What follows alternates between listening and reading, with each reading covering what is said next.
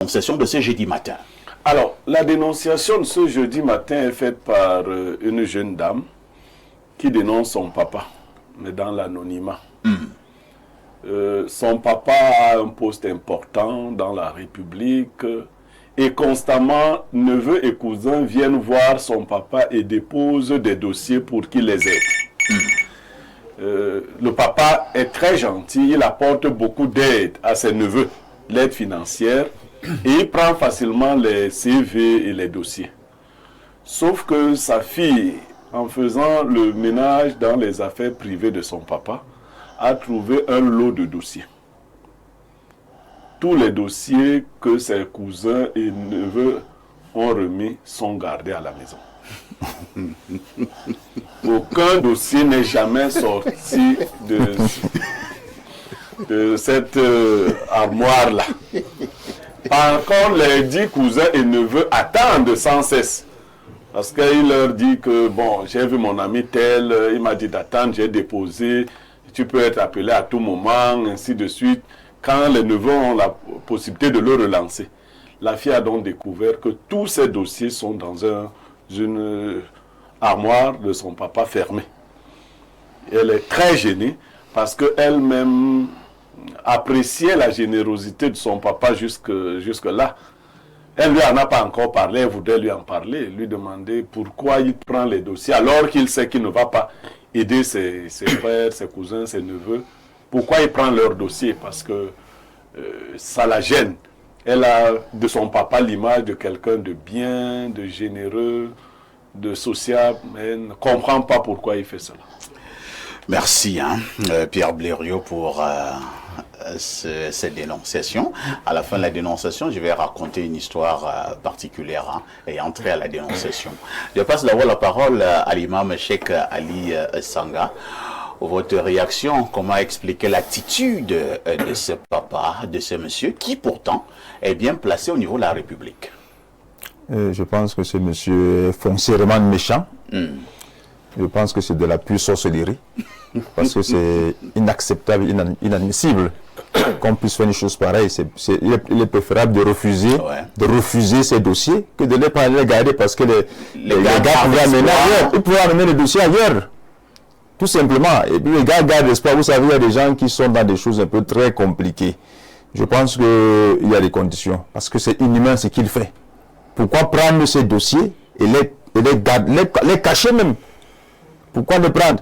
Alors que les gens sont dans le rêve.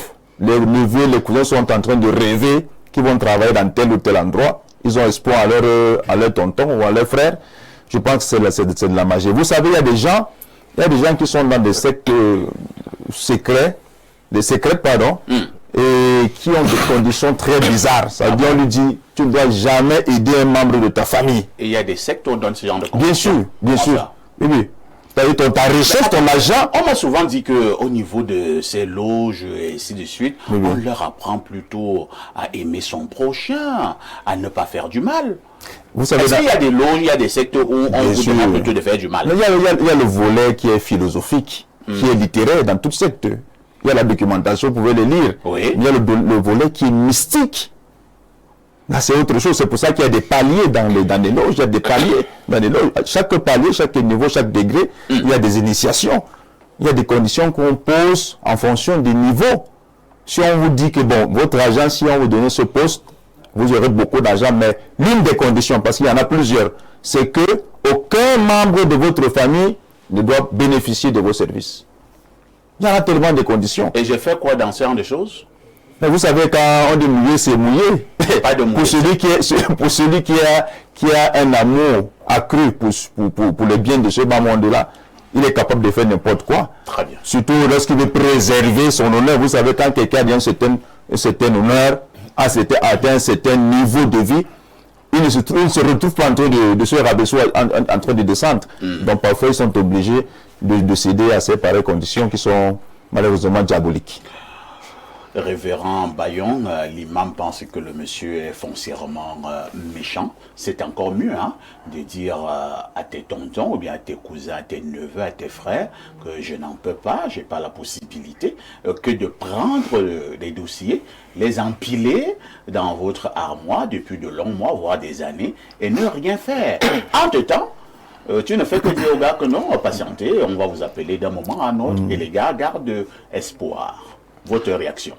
En fait, c'est ce que nous voyons chez beaucoup même, je voudrais dire de nos administrateurs, quand vous allez dans un bureau quelque part, vous voyez cette méchanceté récurrente. On a l'impression que tous ces gens sont foutus dans des sectes où on leur donne des conditions pour faire du mal à leur prochain. Attendez, les personnes qui sont méchantes, qui sont dans les sectes? Non, c'est pas ce que j'ai dit. Parce que quand vous parlez de méchanceté, j'ai l'impression que beaucoup de ces gens... Moi, j'ai mes grands-pères au village qui sont très méchants alors qu'ils ne sont pas dans les sectes. C'est mal les sectes du village. J'essaie de dire... Les sectes au village. J'essaie juste de dire que le diable agit par profanation. Ça veut dire qu'il essaye de vous faire le contraire de ce que vous êtes censé faire. Et quand les gens arrivent, ils veulent des richesses, ils veulent des promotions, alors on leur donne un certain nombre de conditions, comme disait notre frère tout à l'heure, de ne pas faire du bien à la famille. Et vous voyez ça, vous arrivez dans des administrations, je suis arrivé dans certaines administrations où on vous fait asseoir, on vous dit, vous avez rendez-vous à 9h, vous arrivez à 9h et on trouve un moyen de vous garder jusqu'à 18h.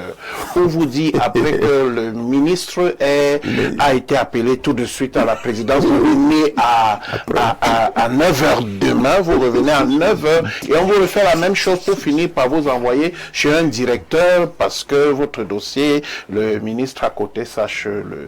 Ce sont des pratiques qu'on retrouve. En fait, c'est l'objectif, c'est dominer, comment on va dominer son prochain, comment est-ce que on peut le garder dans l'espoir pour qu'il soit toujours là, et puis, mais on presse sur lui, et puis vous parlez ici des énergies, on lui prend de la force, on l'amène dans... Oui, toutes ces choses sont... Donc quand on vous balade comme ça, il est fort probable qu'on suce votre énergie. Oui, tout à fait, vous êtes en train de descendre, de vous décourager, de déprimer. Et là, lui, il est content. Voilà, il est content, parce que ça va, c'est ce qu'on lui a demandé. Donc quand il fait souffrir, lui, il se recharge. Mais vous allez voir que quand il arrive au village, c'est le monsieur devant qui tout le monde tremble.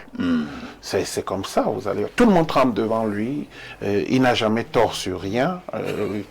C'est comme ça, personne ne peut rien dire. Il vous a dominé, il vous a écrasé. Et ce sont des techniques qui sont des techniques mystiques pour assujettir les gens. Dommage. Alain Doc, je sais comment trouver un emploi au Cameroun est compliqué. Et lorsque dans une famille, vous avez la chance d'avoir un monsieur qui est bien placé, il devient tout un espoir. Il n'est pas obligé d'aider, ça c'est clair, n'est-ce pas, Alain Doc? Mais entre-temps, pourquoi vendre cet espoir? Ben écoutez, on a obligation, en tout cas pour ceux qui sont dans une démarche, une perspective spirituelle chrétienne, ils ont le devoir d'aider. Je vous le dis. Dieu vous bénit en réalité dans la perspective chrétienne pour que vous soyez une source de bénédiction pour vos semblables. Il ne vous bénit jamais pour vous. Parce que Dieu n'est pas le Dieu de l'égoïsme. Il faut déjà qu'on le comprenne. C'est le Dieu qui se sacrifie, c'est le Dieu qui se donne et qui se donne pour les siens au point d'en mourir. Donc, c'est pas envisageable que vous pensiez qu'on n'a pas le devoir, bibliquement parlant, de faire le bien. On a un devoir. Le bien que vous pourriez faire et que vous ne faites pas, c'est un péché. Puisque nous sommes à jeudi spiritualité, permettons-nous quelques citations bibliques. On dit que votre oui soit oui, que votre non soit non. C'est biblique.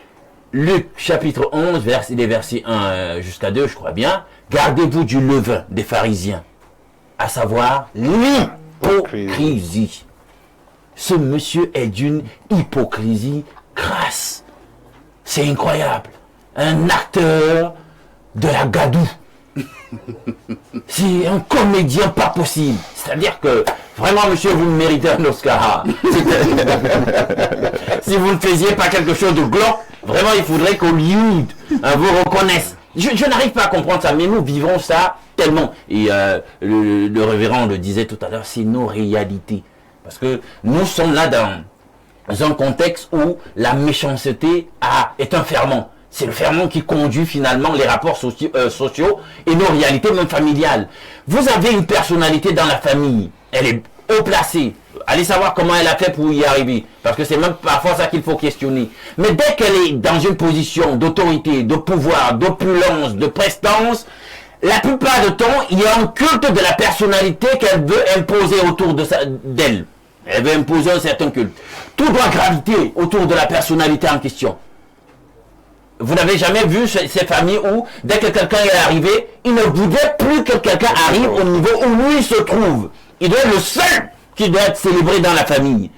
S'il est arrivé à tel niveau, non, tout le monde doit être en dessous, sous des escabeaux ou des piédestals placés en dessous du sien. Pas à son niveau. C'est pas possible, c'est pas envisageable. Il doit être le seul qui est célébré. Et il y a véritablement un culte de la personnalité dans nos réalités, tant politiques que sociales dans ce pays. Je ne sais pas si vous l'avez remarqué, mais sachez qu'il y a, puisque tu me demandes de chuter, une justification kabbalistique en réalité du culte de la personnalité. Quand vous allez lire par exemple un ouvrage tel que les protocoles des sages de Sion, vous allez donc voir comment c'est important pour les gouvernants d'arrière-plan, les gouvernants occultes, kabbalistico-maçonniques du monde, d'avoir dans les différentes entités, États-nations, et d'ailleurs dans toutes les autres entités, des personnalités qui soient dignes d'être célébrées, parce qu'avec leur autorité, lorsque eux reçoivent des instructions vers le haut de la part de leur donneur d'ordre de l'ombre, ils peuvent facilement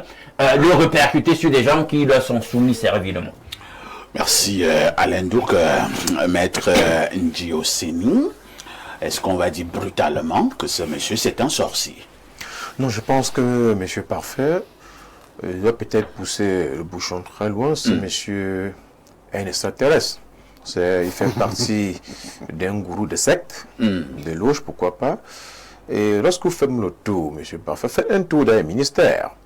Même pour que vous entrez d'abord. Comment on fait même d'abord pour vous nommer? Je pense que le monsieur, il a voulu peut-être protéger même ses frères. Ah bon? Oui. Puisque dans la transmission, lorsque vous êtes un homme mystique, initié, il y a certaines conféries, il y a certaines conditions auxquelles on vous inflige. Et vous allez voir, certainement dans un dossier, certainement dans ses connaissances, où certaines personnes ont eu à donner un dossier, qui reculent. En retour, ils sont conditionnés. C'est pour ça qu'on ne nomme pas pour rien. Si quelqu'un vous nomme à une poste de responsabilité, en retour, vous devrez le servir, soit par les énergies, soit vous devez le rejoindre dans son monde obscur ou dans son loge auquel il appartient. Et ce qui fait qu'aujourd'hui, il y a beaucoup de personnalités, puisque même, il y a des personnes qui sont initiées dans les conféries pour avoir un poste de responsabilité. Ils portent des charges. Vous allez voir parfois les propres enfants, les propres progénitures. Parfois, vous entrez là, résident d'une haute personnalité, vous voyez un enfant là qui, le tel est tellement gros, parfois il vous effraie, parfois il est comme un Mongolien, comme un zombie. Puisque lui, il a sacrifié ses enfants pour avoir ce fauteuil-là. Et dans l'administration, il y a beaucoup de personnes que pour laisser ce fauteuil-là, ce n'est pas évident. Il est là parce qu'en retour, il sert le diable dans sa confrérie, il vide les énergies, il vide tous les potentiels à son niveau. Du coup, les dossiers de ses frères et sœurs auxquels l'on confié pour pouvoir goûter, lui, c'est que, est-ce que tu vas supporter ce que je peux supporter? Est-ce qu'il veut te mettre là-bas? Est-ce que tu vas me servir? Et du coup, pas la haine, puisque la majorité de certaines personnes, parce que eux-mêmes parfois, ils nous consultent, parfois ils ne dorment pas.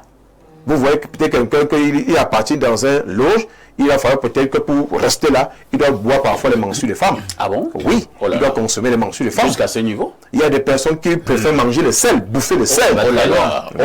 Donc aujourd'hui, c'est pas facile. Vous parlez des choses des films là? Non, c'est pas un film. Mais Cheikh Ali a dit, c'est la réalité.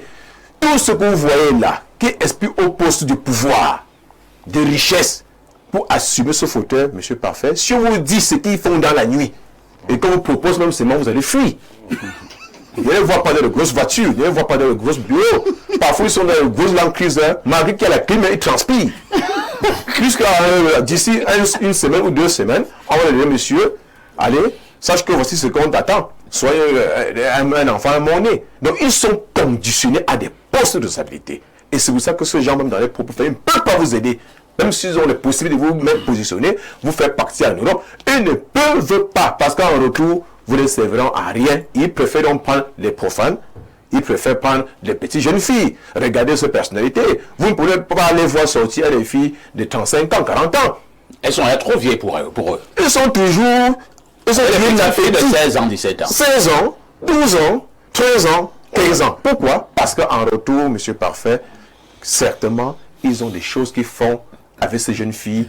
Ces choses, c'est quoi? Vider les énergies vitales, vider tous les potentiels. Et à un moment donné, vous regardez dans la société, les filles qui se déshabillent nues, les filles à peine 25 ans sont fanées, d'autres qui ne trouvent plus le mariage, d'autres qui ne peuvent plus enfanter parce qu'ils ont passé leur vie à être vidés par ce gourou de ces personnes-là. Merci au traditionnaliste traitant Diocénie, Pierre Blériot-Uniemek. Ce monsieur n'est pas seul. Hein. Au moment où nous sommes en train de parler à la télévision, beaucoup nous regardent et savent qu'ils ont les mêmes comportements que nous décrions chez le monsieur. Il nous regarde en ce moment. Mais, Blériot, est-ce que c'est pas mieux de dire calmement à ton neveu ou bien à ton cousin que bon, je ne peux pas t'aider, que de garder espoir? Bon, il faut peut-être dire aussi que tous ceux qui n'agissent pas après avoir pris les dossiers ne sont pas forcément méchants. Ou ne sont pas des gens qui sont dans les sectes. Ça peut être lié à deux autres phénomènes auxquels les gens ne prêtent pas attention. Des fois, vous prêtez à quelqu'un qui a une position sociale de pouvoir qu'il n'a pas. Je vais vous dire que tous ceux qui sont au cadre n'ont pas les mêmes entrées. Dans un ministère, vous allez voir un haut cadre qui ne peut rien faire, mais quelqu'un plus bas qui peut faire des choses dans ce ministère. Donc, parce que lui, il a des connexions que vous dites là. Et votre oncle qui est haut cadre est arrivé là comme un cheveu dans la soupe. Il peut donc éviter de s'acoquiner de ces gens-là, de leur demander des services, mais vous ne comprendrez jamais que c'est dans cette logique qu'il est. Parce que je vous ai dit qu'il aide. Vous n'avez pas prêté attention. D'autre part, c'est le premier versant que je devais prendre. Quand vous devez aider votre neveu à avoir un poste, je prends un exemple. On a lancé le concours de la police. Votre neveu vient vous voir, il y a 2000 places. Qu'est-ce qu'il vous demande de faire en fait? Il vous demande de chercher les voies de la corruption, non? Ah oui. Parce que il ne devrait pas venir avec le dossier de la police à la maison. C'est là-bas qu'on compose. Mais s'il vient avec le dossier à la maison, c'est qu'il voudrait que vous fassiez de la corruption. Si vous lui dites clairement que mon fils, moi je ne fais pas dans ça, il va dire que vous êtes méchant. Lui, il ne va pas retenir que vous... Bon, vous pouvez prendre le dossier et puis vous lui dites que le nom n'est pas sorti. Parce que vous ne faites pas dans la corruption. La place que vous donnez à votre neveu, c'est une place dont vous privez le neveu de quelqu'un d'autre, hein, un autre enfant. Vous amenez à la philosophie dans cette Bien sûr, il y a aussi ces aspects. Les autres ont développé les premiers aspects, on ne va pas tous dire la même chose.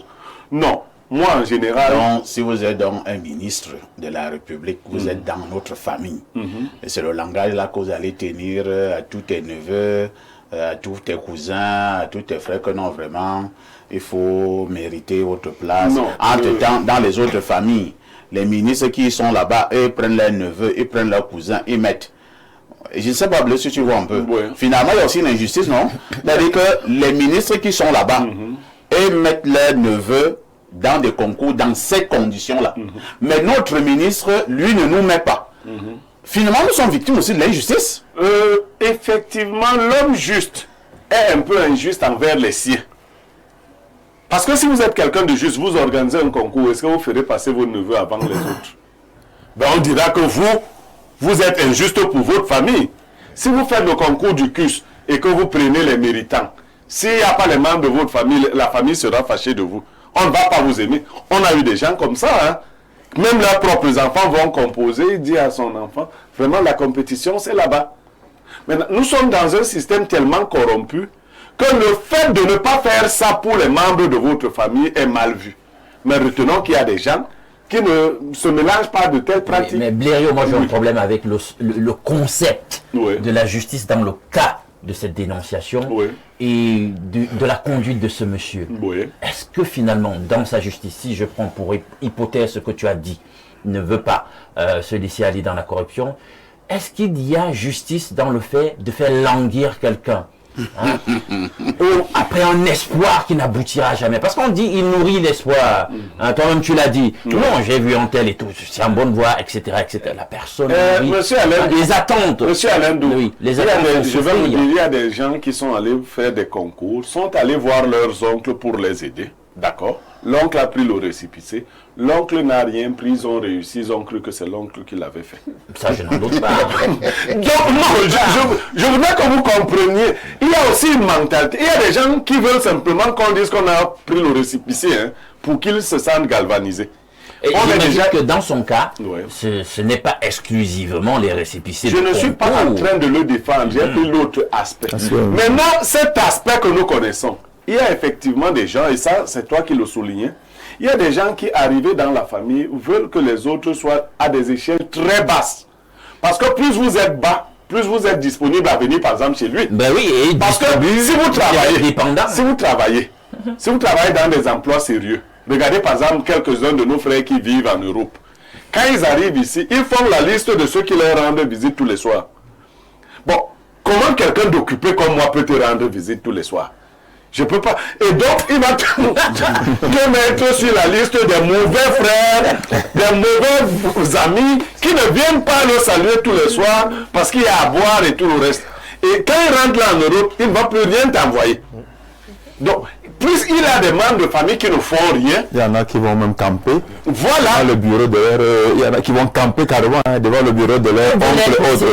Et je vais... Et vous redistribuez les petites miettes là-dedans. qui Est-ce que servent vous aux savez- dépendances. Voilà. Il y a des cadres d'administration qui font venir leur neveu au bureau alors que leur neveu ne travaille pas là-bas. Bien sûr. Mais ils peuvent vous perdre du temps. Il y a des neveux qui sont dans les ministères des dizaines d'années sans être recrutés. Juste parce que l'oncle est là. Je vous coupe pas. Oui. Si on va au cas par cas, Ouais. on peut citer des centaines de cas différents. Oui, tout Pour à ce fait. cas précis, il faut dire que le monsieur est méchant et sorcier dans la mesure où, Oui. dans la mesure où il prend, sachant qu'il ne va rien faire. C'est ça le problème. Voilà. Si on va dans le cas par cas, il y en a des milliers de cas on peut citer. Mais sur ce cas précisément, il est de, quand vous dites qu'il est généreux, Cheikh Ali, je vous il est ai dit généreux que envers- le neveu qui vient vous donner le dossier, hein, Oui, si oui. vous lui dites que vous ne pouvez pas, lui ne va pas le moi, il faire. faudra lui dire, parce qu'il peut chercher ailleurs. justice. Parce que, il y a des gens qui peuvent patienter, Dans la ils peuvent vérité. patienter pendant un mois, 2 mois, 3 mois. Or, si lui dit carrément que non, moi, la pourrait corruption, chercher ailleurs. je ne suis pas dans la corruption, il va dire, bon, d'accord, il va peut-être voir un oncle, le parent d'un ami, mais notre connaissance. Vous connaissez tous les... vous savez que- on dit, je suis pas dans la Vous savez, On les prend vous savez que la famille. plupart des gens qui nous aident dans la vie ne sont pas les membres de nos familles. Hein. Bien sûr. Vous le savez très bien. Tout à fait. La plupart des gens qui nous soutiennent dans la vie ne sont pas les membres de la famille. Et Blériot, Ce voilà sont des pourquoi- amis, ce sont des relations. J'ai bien dit qu'il y avait un problème avec le concept de la justice dans ce cas-ci. Parce que la justice doit être fondée sur la vérité. Ouais. Tu construis un système sur le mensonge, tu vends des illusions à tes relatifs et tes parents, et tu entretiens un concept de C'est vraiment pas juste. Non, Ou alors, il y a la du recul. vérité. Ou alors, il y a du Ça, recul. quand tu es dans la vérité, tu exaltes la justice. Il n'est pas dans la justice. Oh, monsieur Alain, donc, il peut avoir aussi une rancune parce qu'il y a des familles, il y a des rancunes au sein de la famille. Peut-être le monsieur, le parent de tel lui a fait telle chose, lui a fait telle chose à son parent. Il faut rembourser, il faut reprendre peut-être dans son enfance, on l'a négligé, on l'a maltraité. pu pardonner. Lui n'a pas pu pardonner, on l'a maltraité. Peut-être le parent de tel l'a maltraité, je vais vous montrer. Donc il grandit avec Il y ses a des haines. choses là. Il grandit avec ses haines. On voit ce genre que Là, je vais arriver. on a vu ça. C'est tellement ce genre de choses. Parfois vous êtes là, il y a la fratrie, il y a les cousins, les oncles et tout ça. Mais il y a une famille parmi les autres où la plupart du temps, bon, il y a une certaine gloire, etc. Exactement, exactement. Et parfois il y a des mécaniques qu'on met en place pour que la gloire reste dans la famille en cette question famille. et que les autres soient dépendants en réalité de celle-là. etc. Je vous disais que je devais raconter une histoire presque similaire. Hein. J'étais encore étudiant à Soie, mais en même temps, je cherchais déjà un boulot. Alors, on avait donc un oncle très bien placé dans la famille. Je vais préférer taire son nom. J'ai pris mon dossier. Alors, je l'avais d'abord vu. Pour lui dire que vraiment, tonton, j'ai un souci. Et ce n'est plus très reluisant pour asseoir. Est-ce que c'est pas facile d'avoir un petit job quelque part, même si je poursuis toujours mes études? Il m'a dit non, il n'y a pas un souci. Essaie donc de composer un dossier. Il m'a dit bon, fais une demande dans telle structure, dans telle structure. J'ai fait une demande dans 2 structures. Il va encore taire le nom des structures. C'était des grandes sociétés de la place. Et je suis allé remettre le dossier 2 jours plus tard, à main propre. Il a pris le dossier, c'était chez lui, il a feuilleté. Il a dit c'est bon. Ok, on va t'appeler d'un moment à un autre. Je dis merci tonton. Je suis rentré, j'étais très content. J'allais à pied, mais je sautais comme une tisse. Je savais que ma vie va changer. 3 mois plus tard, on ne m'a pas appelé. 5 mois plus tard, on m'a appelé nulle part. Je suis revenu vers le tonton pour lui demander, tonton, ça n'a pas bougé là. Il faut le relancer. Je vais relancer ces gens-là. Tu sais, bon, par moment, ils sont un peu occupés. Je vais les relancer. Ça va aller. D'accord. J'ai gardé espoir. J'étais convaincu que ça devait aller. Surtout que le tonton, je vous dis qu'il était très bien placé. Un jour, ça faisait pratiquement il y a 1 an, le tonton a donc une autre promotion. Et nous allons donc chez lui comme d'habitude parce qu'il fallait faire des travaux. Donc il fallait balayer la maison, nettoyer, il fallait défricher un peu, ainsi de suite. Et nous étions nombreux là, les gars du village et tout ça. Lui, il était donc déjà parti parce qu'en même temps, prendre cette affaire-là et revenir. Blériot, je ne sais pas qu'est-ce qui m'a conduit. Toujours l'armoire. S'il fallait donc nettoyer dans l'armoire, et il y avait des documents. Bon, quand il y avait des documents, bon, il y avait la poussière. Donc, il y avait un peu enlever la poussière sur les documents, et reclasser et tout ça. Au moment où je suis en train de reclasser les documents, bim, je reconnais mon dossier. Mon dossier, même couleur, mon écriture. Même chemise, rien n'a bougé. J'ouvre, je vois bien mon CV, je vois bien mon dernier diplôme. Il dit tout intact. Mais il y avait à la poussière, puis ça faisait pratiquement 1 an. Mes 2 dossiers étaient là.